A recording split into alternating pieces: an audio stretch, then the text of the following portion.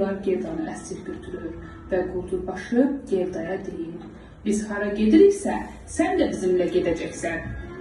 Elə bu vaxtda Buzlar Kraliçası Kaya hər şeyi unutturmağa çalışır. Kay bircə Gerdanı ağlından çıxara bilmir. Quldurbaşı Kayın Qarlar Kraliçəsinin sarayında əsir olduğunu eşidəndə Gerdaya Kayı unutmasını söyləyir. Çünki Qarlar Kraliçəsinin əlindən dostunu xilas etməsinin qeyri-mümkün olduğunu bildirir. Gerda isə cavab verir: "Unutmayacağam, o mənim tək dostumdur." Quldurbaşı isə Gerdanın bu hərəkətini başa düşmür. O istəyir ki, Gerda onun yanında qalıb ən yaxın dostu olsun.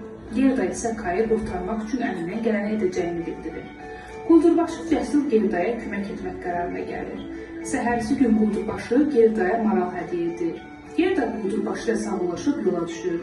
Xeyli yol getdikdən sonra gəlib şimal qütbünə çıxır.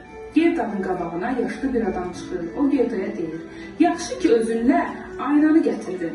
Gerda aynanı çıxarır və yaşlı adamdan soruşur: "Qarlar Kraliçasına bu ayna ilə qalib gələcəm?" Adam cavab verir: "Bu xüsusi aynadır, ancaq gerçəkləri göstərir." Gerda Qarlar Kraliçasının əslində kim olduğunu öyrənir. Əslində Qarlar Kraliçası